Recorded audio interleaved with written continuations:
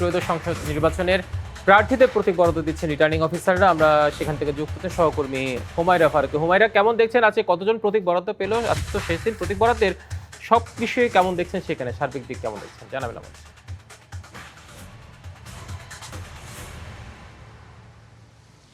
হিমাদ্রি, আপনি জানেন যে আজ কিন্তু ত্রয়োদশ জাতীয় সংসদ নির্বাচনের তফসিল অনুযায়ী আজ প্রতীক বরাদ্দের দিন এবং আজ সকাল 10টা থেকে বিকেল 5টা পর্যন্ত বিভিন্ন রিটার্নিং অফিসারের কার্যালয়ে যেই প্রার্থীর জন্য যে রিটার্নিং অফিসার সেই কার্যালয়গুলোতে কিন্তু প্রতীক বরাদ্দ হচ্ছে। এবং আমি আছি নির্বাচন কমিশন ভবনে এই মুহূর্তে, কিন্তু সকাল থেকে নির্বাচন কমিশন প্রশিক্ষণ যে ভবন সেই ভবনে কিন্তু রিটার্নিং অফিসার কার্যালয়ে ঢাকা 13 এবং 15 আসনের প্রার্থীদের প্রতীক বরাদ্দ করা হয়েছে। সেখানে শুরুতে একটি মতবিনিময় সভা ছিল রিটার্নিং অফিসারের সাথে। প্রত্যেক যারা যারা দলীয় প্রার্থী আছেন এবং তাদের যারা প্রতিনিধি আছেন তারা কিন্তু এসেছিলেন সেখানে, এবং তাদের অভিযোগগুলো, আক্ষেপগুলো, হতাশার জায়গাগুলো রিটার্নিং অফিসারের সাথে তারা আলোচনা করেছেন এবং তারা কিন্তু জানিয়েছেন তাদের অভিযোগগুলো। যেমন বিএনপি এবং জামাতের প্রার্থী প্রতীক বরাদ্দ শেষে তারা কিন্তু আমাদের সাথে তখনও কথা বলেছিলেন।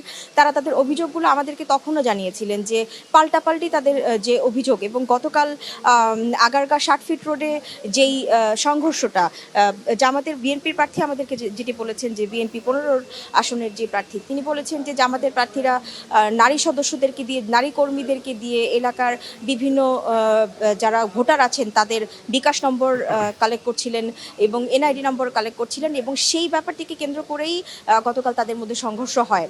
তো আজকে সকালবেলা 10টার মধ্যেই এখানে প্রতীক বরাদ্দ শুরু হওয়ার কথা ছিল, কিন্তু এই মতবিনিময় সভাটি শেষ হওয়ার পর রিটার্নিং অফিসার কিন্তু আইন শৃঙ্খলা এবং আচরণবিধি নিয়ে প্রার্থীদেরকে একটি ব্রিফ করেন। তাদেরকে জানান যে কোন ব্যাপারগুলো করা যাবে, কোন ব্যাপারগুলো করা যাবে না, এবং কোন ব্যাপারগুলো আইনগতভাবে অবৈধ সেই বিষয়গুলো জানান, এবং আচরণবিধির একটি করে কপি সব প্রার্থীদের হাতে তুলে দেন।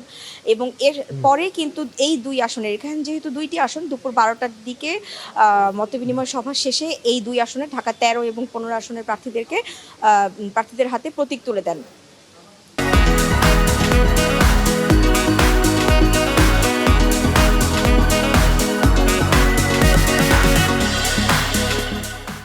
তো হিমাদ্রি, এরপরে আমি দেখেছি যে প্রতীক নিয়ে কারোর মধ্যে আমি কোনো অভিযোগ দেখতে পাইনি।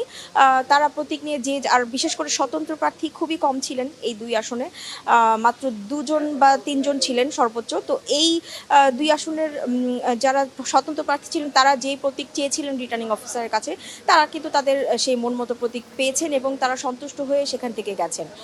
আর এছাড়া আজকে জামাতের একটি প্রতিনিধি দল নির্বাচন কমিশনের প্রধান নির্বাচন কমিশনারের সাথে বৈঠকে বসার কথা ছিল, কিন্তু যেহেতু সকালবেলা সেই মতবিনিময় সভাটি ছিল সে কারণে কিন্তু সেই প্রতীক বরাদ্দের ওখানেই রাজনৈতিক দলের যারা প্রতিনিধি, সবগুলো রাজনৈতিক দলের প্রতিনিধি এই দুই আসনের, তারা সেখানে অংশ নিয়েছিল। কিন্তু পরে প্রধান নির্বাচন কমিশনারের সাথে তারা আলাদা করে আর কোনো বৈঠক করেনি, যেহেতু তারা তাদের অভিযোগগুলো রিটার্নিং অফিসারকে তাৎক্ষণিক জানাতে এবং সে অনুযায়ী উত্তর পেয়েছেন।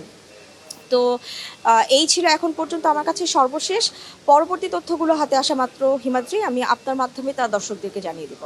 নিশ্চয়ই হুমায়রা, আপনাকে ধন্যবাদ আমাদের সাথে যুক্ত হওয়ার জন্য।